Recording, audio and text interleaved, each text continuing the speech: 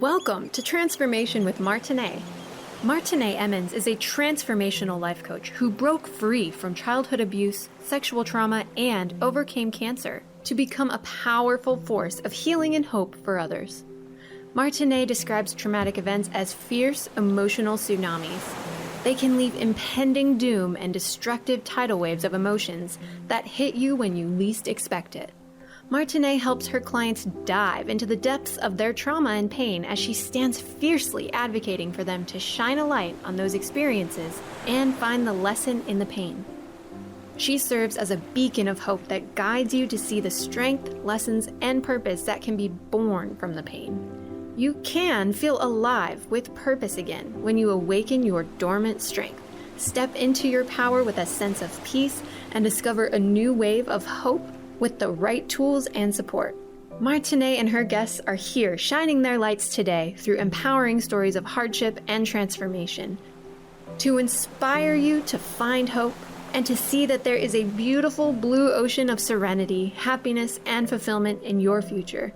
Transformation with Martine starts now.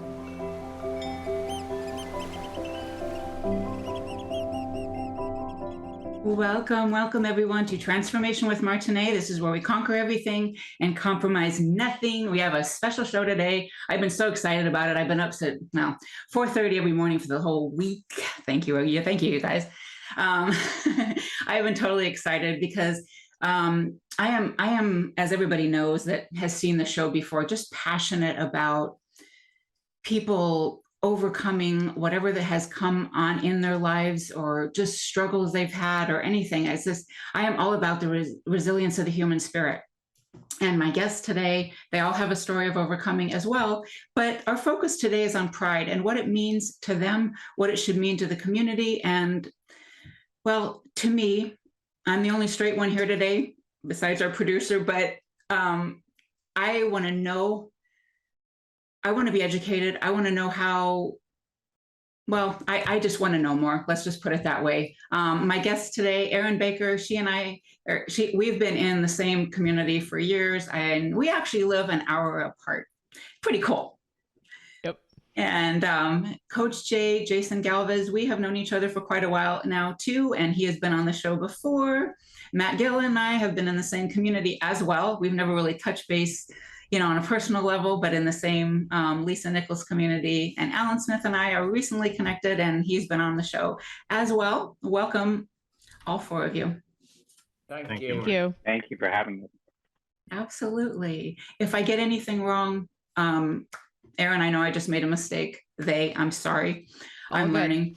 And so who wants to start? Like how did Pride start, and what does it mean? Besides, a day, a celebration. Jay, you look like you're ready to go for it. Yeah, you do. No, you've been eager since we were before recording, so go for it, Jay. You know something? Listen. First of all, thank you very much for having me on. I appreciate it. I just want to say this: if you ask 100 different gay people, or everybody on the gay spectrum, whatever, where Pride started, you're going to get 100 different answers. So I'll give you my perspective, obviously, and then everybody else can chime in. I will just say this, because you said you're the only straight person here. I'll make a correction. You're actually, I'm straight too. My husband happens to be gay, but I'm straight. I'm just kidding. That was supposed to be a joke. I don't know if you're familiar, and I'm just going to go as far back as the States. I'm not going to go back to 1600s and all that. But the States, I think it was early 20s. It was Henry Gerber, I believe, who initiated the first gay rights organization. And he understood that there was a tremendous amount of lack of education. Here we are in 2000, almost 23, and the same thing applies. But Henry Gerber, I believe, was the original in the early 1920s who came up with the first organization, human rights organization. Now, Henry Gerber, unfortunately, just like Alan Turing, who, if it wasn't for Alan Turing, none of us would be here on this computer right now. Just like Alan Turing and Henry Gerber, his house was raided, he was arrested, documents were destroyed, which leads me to a whole nother segment of we have no history because all of our history was constantly destroyed throughout history.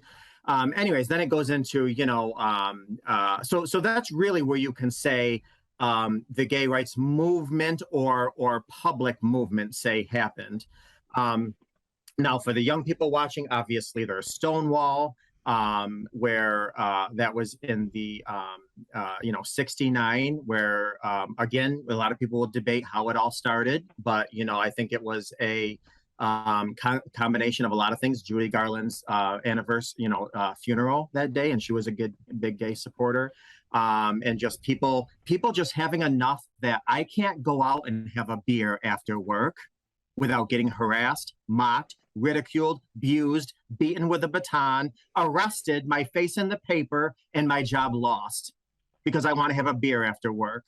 So I'm going to stop there because I know we have a lot of things, but that's probably where Pride started as far as I'm concerned. Keep in mind, Pride did not start because we want to celebrate our, assless chaps in a walk, in Manhattan Avenue. It started because we simply couldn't live without being persecuted. I think one of the things that Pride also represents is Pride starts with ourselves. Pride starts with taking ownership of our story, ownership of who we are.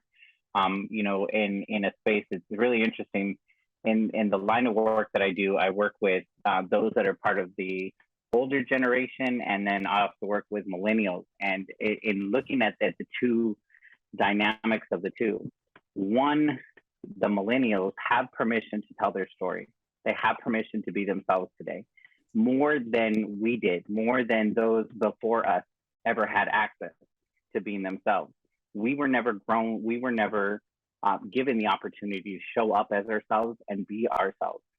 It wasn't until I'm 46 years old, and it wasn't until 2020 that I publicly came out as gay.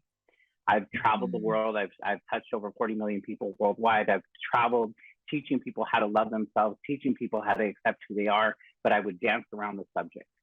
I would never publicly on a stage say that I was gay, but I would talk about and I would filter my story because I was living in shame. I was telling the story that I thought people wanted to hear. I was telling the story that my family approved of, that made them look good and didn't shame them. I lived in a place of filtering myself because of the shame and the guilt and the hurt and the lack of love that I had for myself, the lack of pride that I had for myself. I think pride first and foremost starts with loving yourself, accepting yourself, being unapologetic, and being in a place where you can show up and you give yourself permission. We don't need permission from anybody else. We have to give ourselves permission to show up. And I think that's where pride first and foremost shows up, so that we can be a voice for ourselves, and then we can be a voice and an advocate for others. Yeah. I think it's really interesting when you look at the evolution of it. So starting with Jay's point in terms of how it started to hearing how it is for people now.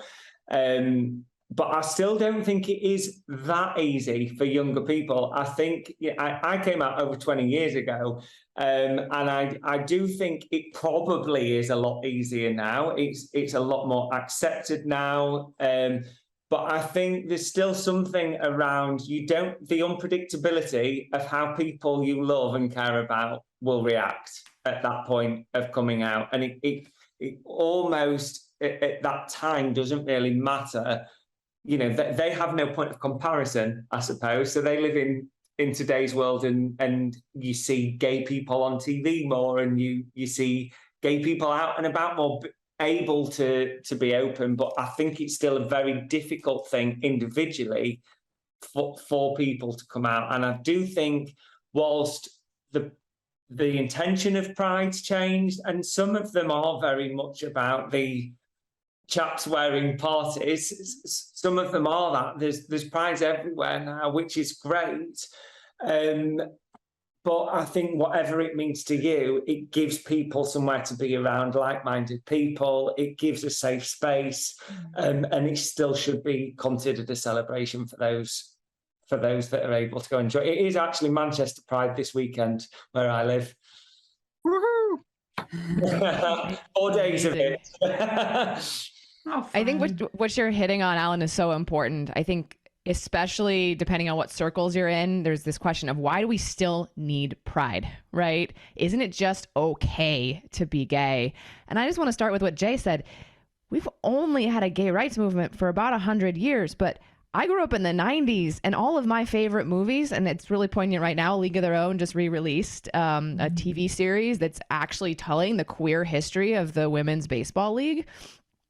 And in 1992, when the original movie came out, they couldn't tell that story.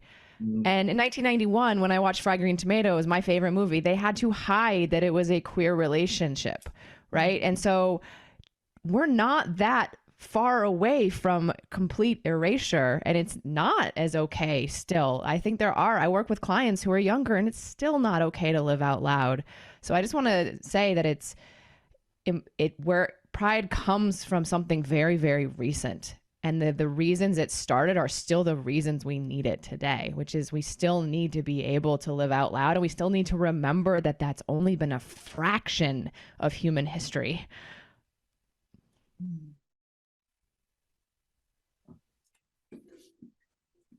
What do you think, just out of curiosity, what do you think is the thing that the conversation that most have? Like for me, it was guilt and shame and wanting to bring honor to my family. So I lived in the shame of what happens if I tell my truth, because I came out to my family at 21. I think I was 20 or 21 to them. And the conversation that my father had. No, I grew up in a Christian Catholic home, very religious, very spiritual. My father said, Mijo, we still love you, but we never want to talk about it. We never want to see it. So to me, I interpreted that and internalized that as I can't bring love. Anybody that I'm dating, I can't bring them around family. Family being the most important thing to me was very difficult. So I would sabotage any relationship that I was getting involved in because I didn't want to have to not bring them home to the family. What do you think is the biggest thing that people are, the conversation that they're having with themselves? For me, it was the shame and the guilt. I think shame is still a big one. I think most people that have come out have experienced some form of shame. But I don't even know what the word is that I mean, but it's some form of hiding. I think trying to mask something, like you described, trying to kind of mask something and keep things from people. And I think there is still a concern when you love and care for people. That's going to be heartbreaking potentially if they don't give you the response that they want. And you'd hope that most of the time they will do. But I think fear is probably the word I'm looking for, in terms of there's a fear that people carry that prevents them from coming out. And you hear about I know somebody who's recently come out in his 60s, and he's been married and had children all his life, and he's got to his 60s and felt that he just can't do it anymore. And maybe he feels that the world's in a place where that will be accepted now. But I think there's similarities, but I think everyone goes on a very different experience with it. Mine was fortunately very positive. I came out very young. Probably at the time I didn't really care that much about what people thought. I've tried to do a few things to shock them, and I remember my dad saying, "Oh, this is just another one of your stunts," because that's what I was like back then. But I've been very fortunate that I was able to do that at a young age, and I've never really, I've had people at work once in a while. I remember an old boss who was quite rude and homophobic. But generally, I've been very supported and very lucky. And I was married about 10 years ago, and my granddad came to his first gay wedding in his late 70s, which was lovely. So I've had a very positive experience, but I know that isn't shared with other people. I've got friends who've had terrible experiences. So I think it's hard to say what's common, because I do think it's very different from individual to individual. And I will say, I think there's probably some differences in terms of what are you even identifying as within the rainbow of the spectrum, and what that feeling brings up. And for me, I can't really say that my gender and sexuality are separate, because they kind of are. And for me, it was, I could come out as gay and there was some guilt and shame there. But then when I started exploring the gender, it was literally physical safety. Like if I cut my hair, if I have top surgery, which I did, am I going to be physically at risk? I live in the Midwest now, about an hour from Martine, and like we're in a state where, you know, they tried to kidnap our governor during COVID. What are they going to do to someone like me? So I think there's still a very important thing to bring up is that for a lot of people, it's a physical safety risk to come out. And that can sometimes even trump the guilt and shame. And I just want to say, you know, this goes to the broader issue of lack of representation, even still today.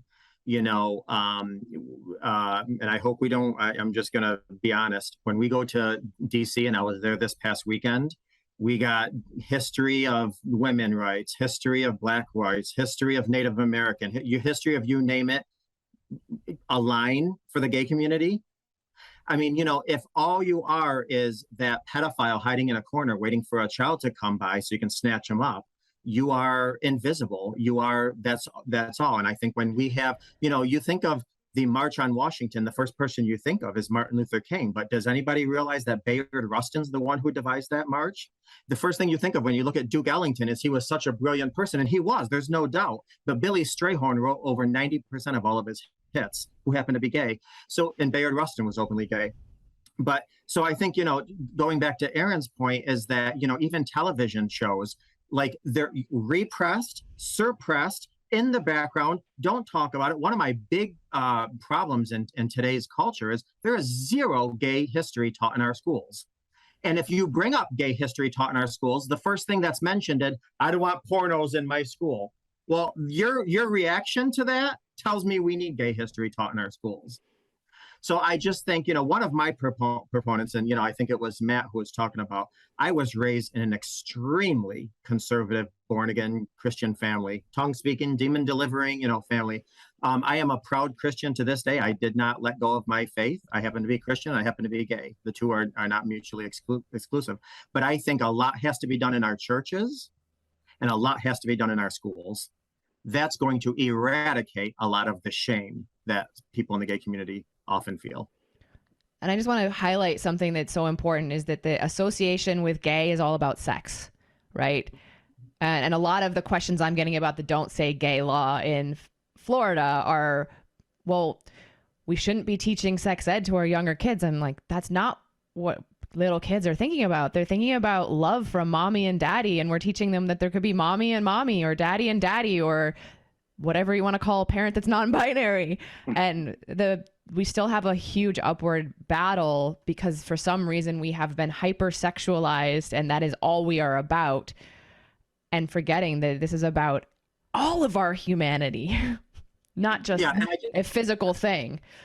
And I just want to point that out because, listen, there are some, you know, first of all, the media loves to be sensationalized. Every single time I sat on the board of our local Pride organization for years, every single time the media would come to our Pride events, you would never see on the news the two loving parents strolling their kids in a stroller. You'd always see the, you know, assless chaps and the, you know, pecks on the people riding the whatever. And there's nothing wrong with that, but that's not the only part of our wonderful rainbow community. So the other thing too, I just want to say this is, listen, do gay guys, I'll speak for myself, I don't want to paint a broad brush. We love sex, but tell me what guy doesn't. I don't care if you're black, white, gay, or straight, Republican, conservative. Men like sex, gays like sex. So, you know, so it's to take a little bit of truth and then to, you know, blow it up into this big thing that's all the community is about. No, I don't care if you take a bunch of straight guys, their mind is on sex a lot. So, and what's the big deal that you know, that there's but that's not the only part of the gay community. And that's what's sad is that's the part that's shined a light on is, oh, sex this and sex that. Every guy ask him about sex. That's probably on his mind. But that's not the only part of the gay community by any means. And I know I'm talking about a lot of guys, but I'm just, you know, that's all I can relate to. I'm a guy. Yeah, being the straight, sorry, being the straight person here or whatever. That was the or used to be, maybe not now, consensus of it. It's just the sex. That's all it is, And what's interesting for me, I know I'm the oldest one here, but it's not so much age, like you all said, but I know to this day, if I were to come out as gay, I would be disowned. I do know that. I was raised in the Catholic household as well, and my dad doesn't. I mean, he doesn't. My dad, my parents, my dad is alive. My mom is gone. My mom was much more staunch Catholic, and since she has died, my dad is not in the Catholic community, and he does go to more of a you call it more of a unity church, more of a Christian kind of thing, but he needs much more tolerant of things. But I know I would be disowned, and that is I like you're saying, like the fear of so many people. And you're established, independent, and on your own. This is why the streets are covered with over 40% of homeless youth that identify as gay or something in the rainbow, which is sad. And they don't have their independence. They don't have, it's just a much bigger story, which is very disturbing. But anyways, I don't want to dominate the whole conversation. It's sad to see how many people, how many of us lived in fear, and in being locked in our story, being locked in our truth. Coming out and telling your story gives yourself freedom. It gives, I can tell you that the opportunity to just show up 100% feels so much better than be hiding, or what story am I telling? What can they feel? But I had to get to a place where I was willing to if I was going to be disowned, or if I was going to be stepped out, like I had to get to a place where I was strong enough to say, hey, I am worth it enough. My freedom, my ability to just be me, to be around the people that, like, I know that for me, being gay was not about sex. In 5th grade, when I had a crush on Ricky Larson, I had no idea what sex was about. I just knew I had a crush on him, and I didn't understand it. I grew up in a Christian home. I didn't know about sex. I didn't know about even the guys and the girls and their like porn or any of that of what the stereotypical wasn't something that 5th grade boy, that 5th grade Matthew Gill knew about. But Matthew had a crush on Ricky Larson. And it wasn't until I got into junior high that the sex part, the locker room conversations, the hearing people hooking up, and then I felt like, wait, why can't I have that? Why can't I feel the love? Why can't I, why is it not safe for me? So many people live in that fear. Go ahead, Jay. No, I wanted to ask you a question. You're talking about living your truth and coming out and being proud. And I could not agree with you more, obviously. I came out, I just turned 12. I came out, big, huge, old-fashioned Italian mother, Christian home. It wasn't easy. But so I agree with you. But what do you tell that 12-year-old in middle America right now who's watching this about living their truth?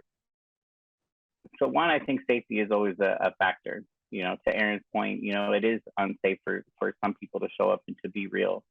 I teach emotional literacy and emotional healthiness to youth and families. And I help youth put words to their feelings and move through the conversation of showing up for themselves. One, I believe in, and I'm, again, Christian, grew up in a Christian home. I say that I'm more spiritual. And I believe that God created us the way that we're supposed to be. I don't believe that he made mistakes. I don't believe that he gave one person more of this than another. I believe that we have to get back to the core of who we are, which is happiness, truth, courage. And I, in a conversation with somebody who's 12 years old, I take them through a journey of how do we get back to the truth of who you are, the happiness, the joy, not the stories, not the things that have people said to you. It's like if you imagine like Coke and pouring Coke in there. Coke and oil don't. Oil represents the stories, the things that people have said to us and done to us that have hurt us, that have kept us back from each other. The Coke represents the real you. It's the thing that we all came with. If you think back to a child between the ages of 0 and 4 years old, and you look at the positive qualities of them, everybody has a sense of determination. They have the ability to tell the truth, like even sometimes uncomfortably. They have the ability, they're determined. The core of who each of us are, no matter who we are on this planet, we're all the same underneath. It's the oil, the stories, the things that have been said to us and done to us that block us from being the true who we are. So in a conversation, I want to get somebody back to who they are, the core of who they, and then give them the courage and the bravery to begin to speak up. You can't just, I don't believe that you can just come out and be like, hey, here I am. But it's the moments of what can you do today to show up for you? How can you become stronger in being you? And again, this goes back to why I think it's important that representation and education in school, because in middle America, where they're not going to fund these organizations that young youth need, they need to have a school where they're represented, they're talked about, they're taught about, they're loved, they're embraced, they're supported and encouraged. For sure. I know there are some, at least I have a colleague, she started a nonprofit not that long ago, Freedom and Fire organization, and that's to get anyone needing resources, no matter what you need. She is looking for all the funding and everything to help mental health for everyone, especially young people, no matter what they're going through. Yeah, it's so necessary. Yeah. May I ask, point, Jay, oh, go ahead. I was just going to say, to your point, Jay, of representation, we as individuals need to stand up more, and we need to be sharing our story more publicly.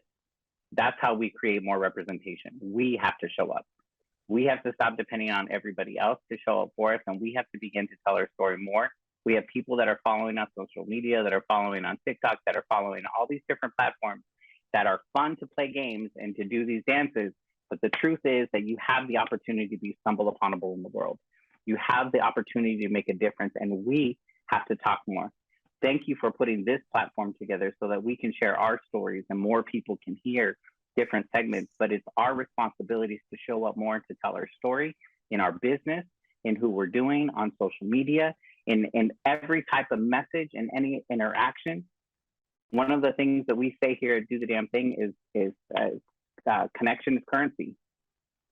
We have to be making more connections with people, telling our story, getting to the truth, outside of all of the numbers, outside of the businesses and the services and the things that are up here. Heart to heart is where we need to connect. And people connect with stories. People connect with our journey. People connect with the emotions, the feelings. And we get stuck up here and we miss people. We miss out on the opportunities because we're operating from our head versus operating from our heart. Mm-hmm. Vulnerability. And I want to add that it's important then when there are people who are willing to take some of the emotional labor from us, that we allow them to do that too. Because what Matt's talking about, absolutely, we need to be telling our stories. And it's freaking exhausting to be telling your story and putting yourself out there, and it's vulnerable. And so when there are other people who are willing to tell your story for you and take that emotional load, or tell their story of being with you, that's also really, really important. I had a very great colleague of mine last year who's part of the Black community tell everybody in my other community to go do their research before asking me questions so that I could at least have a little less emotional labor sharing my story. That's dope. Yeah. Yeah, because I don't think a lot of people outside the gay community know how just living every day could be taxing. Like, for instance, I mean, I have two young kids, a 5 and a 10-year-old. And so every time we go out to dinner, every time the waiter or waitress says, are you guys same check, different check? When an average male-female couple goes out to dinner, the percentage of them being asked, is this together, is relatively low. They just assume you're a family, you have kids, here's the check. So, I mean, boarding a plane, going to a restaurant, even just the constant, and people don't mean ill. They're just, understandably, off or ill, confused or not, educated or what have you. But yeah, just the little mundane things every single day is taxing. So then having to tell your story is tremendously taxing. So I agree with Erin that, if somebody else will take the load of the burden, it's really helpful. And yeah, we should allow them to. I agree with both of you, and I think you just reminded me of a point there, that you don't just come out once, you come out repeatedly, daily, in so many. When you come out, that's really the first time you do it. Prepare yourself, because you'll be doing it a lot more. And it's tough. It's tough when you have to do, the example you gave in a restaurant there, Jay. It's tough having to repeatedly go through that when you know that other people don't. It feels that the disparity is still there. Yeah, it's like, what do I gotta do? Walk in and make out with my spouse, and then you'll know we're a family? I mean, come on, we're all sitting down, the four of us, 2 adults and 2 kids, But I understand also they don't have ill intent, which also brings me to another point of, understandably, we also have to be not tolerant of nonsense. Zero. I don't allow any bull nonsense. And if I don't want to be told, or I'm not going to accept, I'll accept you, but not what you do or who you do or all that nonsense. I ain't got time for that. But I will say, you do have to give your family some grace, because when you come out, now they have to spend the rest of their lives coming out too. And so we do have to give them a little bit of clemency, of understanding, not to lower our standards in any way, shape, or form. I am love, I am me, and if you want me, you come into my circle. But at the same token, we don't have to be so, accept me or lose me or this. Giving people a grace period is showing love as well. Because keep in mind, they have to come out now for the rest of their life too. They have a gay child, they have a transgender child, they have, a son-in-law and a son. I think just the more grace we can give everybody, right? I have to give grace all the time. Pronouns they, them is very hard. And so it's not just that they're all having to come out, but your friends, your family are having to relearn who you are, how to talk about you. And there's a lot of people out there who don't want to get it wrong, and that they still do get something about what it's like to be in the LGBT community wrong. And so the more we can give people grace, and I think that's one thing I try to encourage a lot of people in my circles. It can get really frustrating, like, just accept me, right? And just get it right. And, what if, yes, and you can hold people to high standards and want them to love you and see you and get it right? And what if we can also just give the people who are trying a chance, so that we don't push them further away? Absolutely. Yeah, absolutely.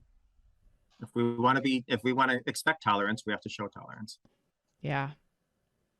And give ourselves grace too, because we get it wrong about ourselves. Absolutely. Which is why there's even within the gay community, and I don't want to go get in here, but absolutely, there's a lot of education. Oh, sorry, this is what I was going to ask you, Alan. You're from where? I'm from the UK, Manchester. So have you been to the States? Yes, only very briefly. I've been to New York and Vegas. That's just because I was going to ask you, what is the culture like as far as the gay community where we are versus where you are? Yeah, given the 2 places that I went, New York, I found, I'm no longer married, but I was when I went. So I went with my husband there. And I found it very similar to perhaps London or somewhere here. I think the UK largely is, I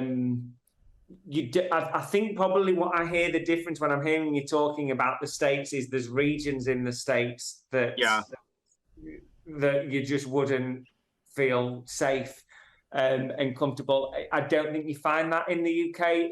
It's not regional so much. It's more individual, and it's not generational, I would say.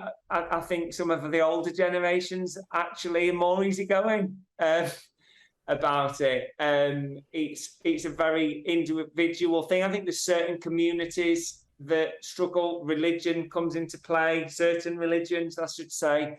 I build a very different picture of the States to the UK, but I think given I've only been to 2 places in the States, it sounds like I picked well.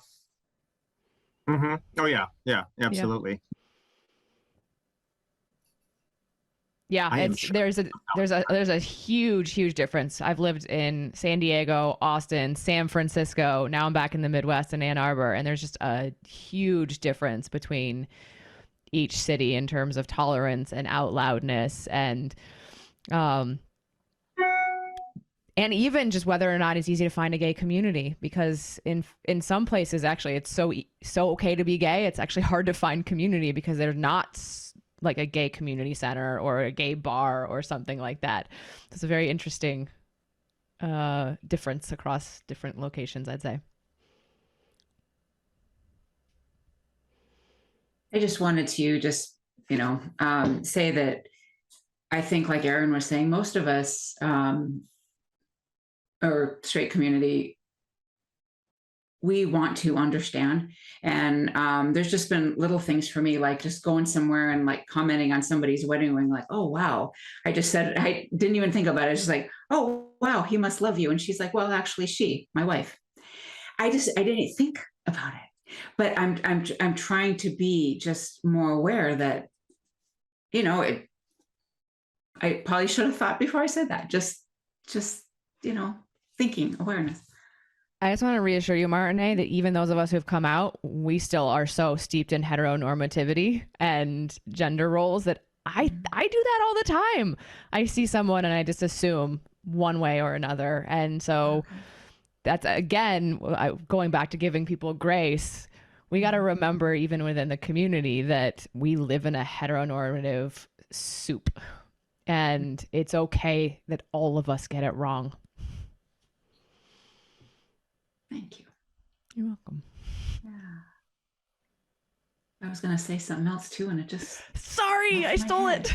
You did. Oh, yeah. Okay.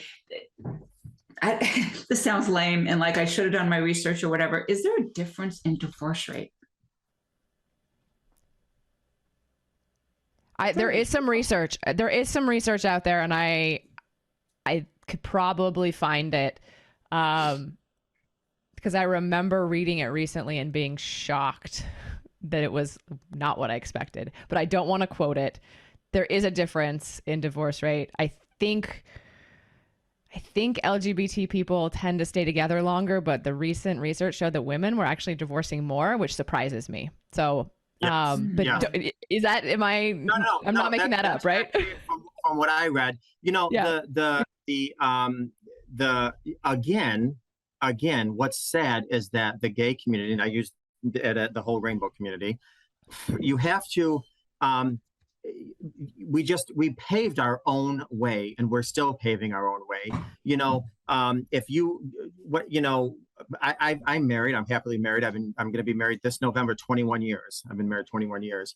But even finding flowers for the wedding, you have to find somebody that's relatively gay friendly, finding somebody who's going to marry you, gay friendly. Like it's just every step of the way, there's a challenge.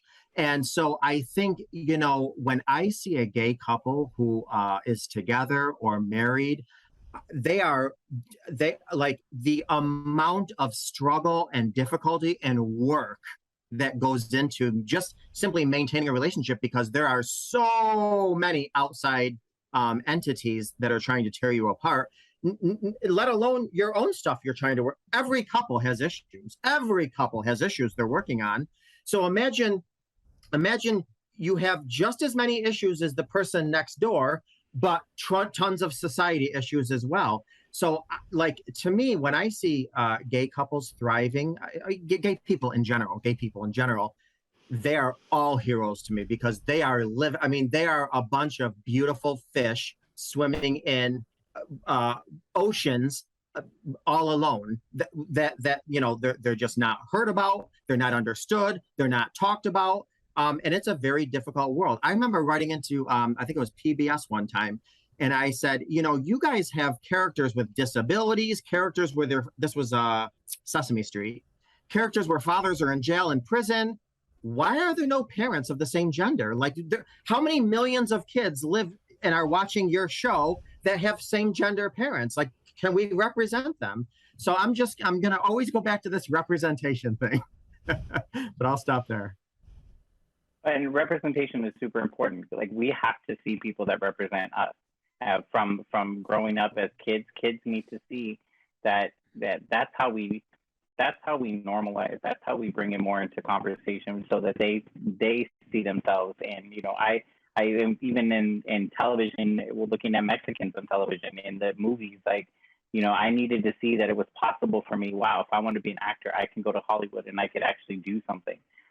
Seeing gay couples, or seeing two moms lovingly taking care of their child, like, shows, oh wow, like, that is possible. So representation, I think, and representation, education, and conversation, I think are the three pillars in order to change and to make more people aware of us.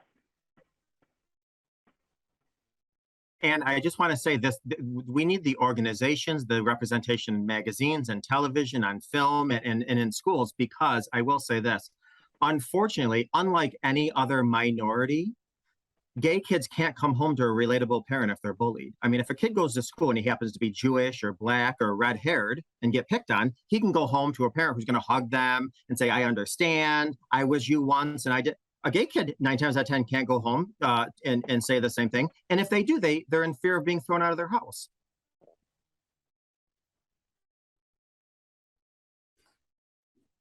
Crickets. I know. I just feel that, right? Just, I can remember the little me who was being bullied. It wasn't for necessarily being gay, because I wasn't quite aware of it. But I feel that viscerally, of the can't go home and be soothed, and how just devastating it is for kids, and how important it was for me to have media, even if it was at the time, subtext. When I found out it was real text, it was really helpful. Like, that there was a gay relationship. Oh, that's me. I see that. Okay. And then there's me, on the other hand, where I was the bully in school. I was the bully. But the reason being is because I was going to hurt you before you hurt me. So I was always the bully to make sure nobody ever called me gay, sissy, fag, what have you. So I was the bully. And so then I'd constantly get in trouble and get suspended. And, that's the unfair thing, too. It's like, well, geez, I was a bully, but there was, not that I'm justifying bullying by any stretch of the imagination, Lord have mercy. But there's that context, too, is that I'm going to, hurt you before you hurt me, because there's no representation. There's no safety. So I can only give myself safety, and then I wound up getting in trouble for it. I'm not excusing. It's interesting to see how people deal with the journey. So for you, it was bullying others so that you were protective. For some people, it's hiding. For some people, it's numbing themselves. That's where the drinking and drugs come in, because they don't want to deal with the emotions of the hurt. So I'm just going to numb, and I'm going to be in my own little world. For some, it's pulling away, and I'm just going to hide. I'm not going to. For some, it's suicide. Be by myself. Exactly. Yeah. Exactly. And it's not because they want their pain. It's not because they want their life to end. They want the pain to end. I'm sorry. So, yeah. Sorry, I was just going to say, I think it's important as well that when you were talking earlier, Matt, you made me hold a mirror up to myself when you were saying we need to represent more, because I think, for me growing up, I always thought coming out would be a really bad experience, because that was all I've ever seen and heard, that anybody associated with gay was almost rejected. And my experience was very positive. And I'm not discrediting anyone else's. Like I said earlier, I think it's very individually, but I feel like I have a responsibility to share that, because it's not always negative. I had a very positive experience, and I think if I can help someone by sharing my positive experience to show that it's different, then I should be doing. So you've made me check in with myself with that. Man. To be an advocate for those, right? I've seen a lot of positivity in regards to kids that have been rejected by their family. Other people's like, oh, I'll be your mom instead. I'll be your dad. Reach out to me. I've seen a lot of that lately on social media, and I think that's amazing. That happens a lot at Pride too. There's people who show up with T-shirts that, come get a hug from mom. Oh, I've seen that. Yeah, as a matter of fact, Prayers for Bobby. I don't know if anybody saw Prayers for Bobby. That was the scene at the end where the mother was at the Pride Parade giving hugs out. And well, I don't want everyone, if anybody didn't see it, but that's how the end scene. And the only time I got emotional during that movie was that scene right there. She was giving away free hugs to all the kids that didn't have a mom that would give them a hug because they were gay. That's awesome. Yeah, I would say to anybody who's listening that is in that role, that stands up for other people, that's an ally, that takes people in. Thank you for the courage that you have, because your bravery, your love, your support is what gives people hope and what gives people life. Gives people life. Yeah. And, you know, we foster parented for about 6 years. And it was very sad to hear social workers say, we need so many families that are open to gay and lesbian, you know, the rainbow youth, because a lot of families will not take those children. And it's just heartbreaking. And it goes, you know, one of the things I was saying before about, you know, just being in the rainbow in general, every day having to come out again, even not a big deal, just, yes, we are a couple, you know, yes, we do need to sit together. Yes, we are a family. It's just, it gets tiring a while. And then think of it this, even if the average same gender couple is married and they're having some problems and they have to call a mental health professional, if you're a straight person, you don't look at the phone book and say, let me call them and see if they're straight friendly. So there's just things that you just don't even think about, you know, if you're not a part of the community. It's a constant paving your own way. And and I can understand where some people like, this is just tiring. It's tiring. I get it. We have about 10 minutes. What do each of you want to say? Like final thoughts? What would be, what do each of you want to say? I think we've covered a lot. It's really good.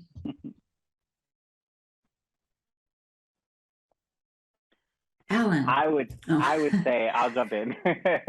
I would say, number one, no, regardless of who you are, gay, straight, in between, any part of humanity, you are important. You are loved. You are enough just in who you are. I believe the moment that we begin to own our story, and not just tell our story, but truly own our story and begin to show up for ourselves, we open the door to show up for others. I believe pride starts with us. Pride starts with us owning ourselves so that we can show up for more. I believe we need to be speaking up. To Jay's point, we need to be representing more. We need to show up more in our communities. We need to show up more online. We need to get more involved. We need to find out, how can I make a difference? What can I do? Whether it be time, resources, or finances. 3 different areas that you can touch in. You may not have the finances, but you have the time to volunteer at a local shelter or something to help out, or just to spread the word. We need better organization within our communities. And we need to be talking more often. We need to be showing up.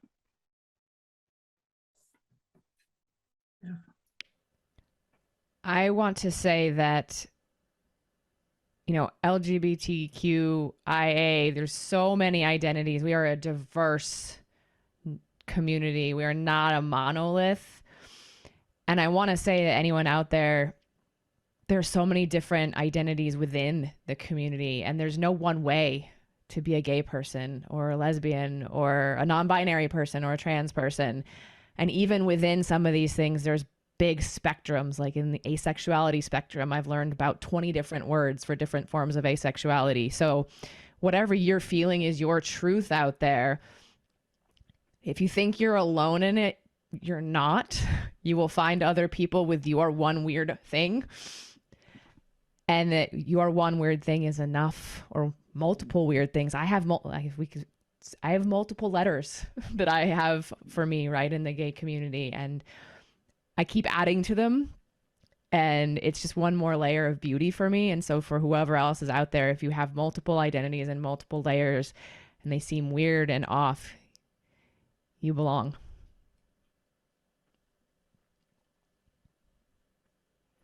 Alan? Oh, thank you. I kept changing what I want to say, to be honest. I think that the main thing for me is just being well, not just because it's a big thing, but being authentic, being true to yourself. And for anyone listening who is not out, that's on the verge of that or thinking about it, I think, we've heard some heartbreaking stories about what happens to people, but by being your true self, you will find like-minded people. You'll find your tribe of people by being yourself. You won't find them while you're pretending to be someone else. And I think for anyone that knows someone who's come out, if you've ever had the privilege that you are the person that someone comes out to, because I genuinely think that's what it is, that person will always remember it and always remember your reaction. You're not expected to know everything. We're all learning as we go on. And I think my final thing is just recognize people's individuality, even though they might have a label in the LGBT community or something else. You've got 3 gay men on this call who have all had very different experiences and think differently and have different lives. We're not all the same in that subcategory. So remembering that the individuality that comes into it. So first, I just want to speak to the 12-year-old in Middle America that may be listening to this at some point. I am happily married 21 years. I have a master's degree, served 2 tours in the military. I'm an author, but life was not easy. I was homeless at 11, sexually abused multiple times on the street, drug addicted, quit school in 6th grade, and life was not easy. So wherever you are, I just want to let you know, you are in a long line. You remember watching American Idol? There's a long line of people auditioning. You hold the golden ticket. You hold the golden ticket. And for the people that are watching this that are more spiritual or church oriented, one of my favorite Bible verses is Jeremiah 1:5. And it's, before I knew you in the womb, I formed you. I formed you before I knew you in the womb. What that means is God, Jesus, knew exactly who you were going to be, and he created you as that. And the last thing I want to say is, for you family members that are just finding out your child has that golden ticket, I want you to know you won the lottery. When you embrace your child, that's like redeeming your ticket. So God bless you all. Thank you for listening. Oh, that's beautiful. That's beautiful. Any final thoughts? I want to thank you. Yeah, I was going to say thank you, Martine. I want to thank you for a couple of things. For one, your perpetual curiosity. You're always wanting to learn.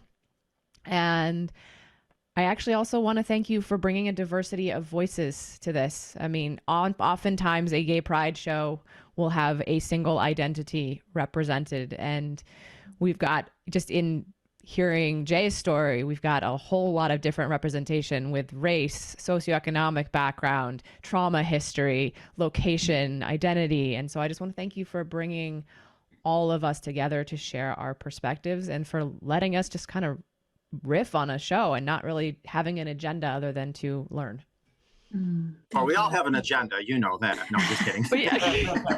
Yes, you let the gays have the agenda. Martine, what's your takeaway? What's my takeaway? I just I guess what just come into my mind really is what the shirt Erin has on today. Yeah, love is love. And I've always, my, my dad won't ever hear this, so it doesn't matter. But my sister got pregnant at 19 with a Black man's child, and that was not okay. I mean, she was disowned, and it hurts my heart because she was disowned, and, she's gone now. And God, that little boy was my heart.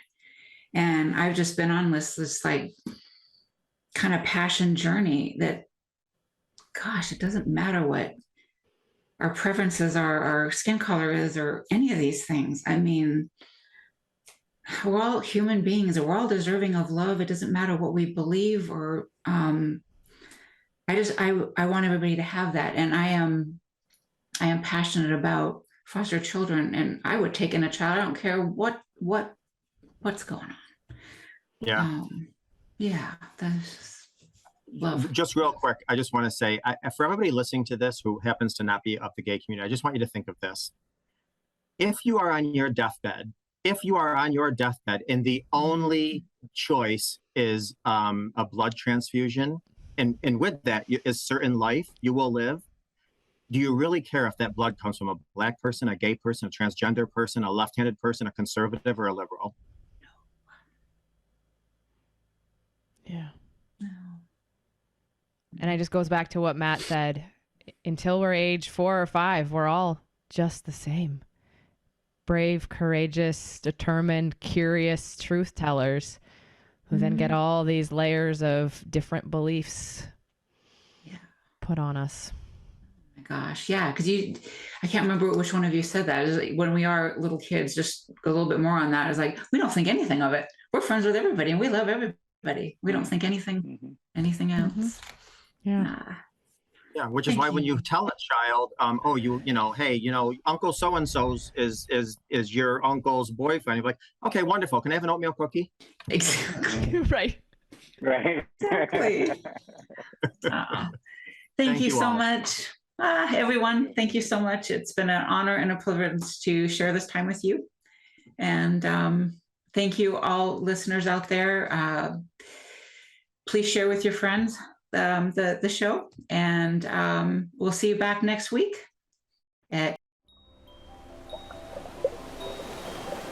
Thank you for listening to Transformation with Martine. Did listening today spark a sense of hope and possibility? Hold on to this feeling and tune in every second and fourth Friday at 10 a.m. Pacific for more inspiring conversations with Martine and her guests. They will show you there is hope, and you are right where you need to be. Martine is dedicated to supporting you right where you are while launching you towards promise, passion, and possibility that leads to the fulfilled life your heart aches for. If you're tired of being stuck, schedule a complimentary consultation with Martine and get on the exciting path towards the life you want to be living. Visit martineemmons.com and make your appointment today.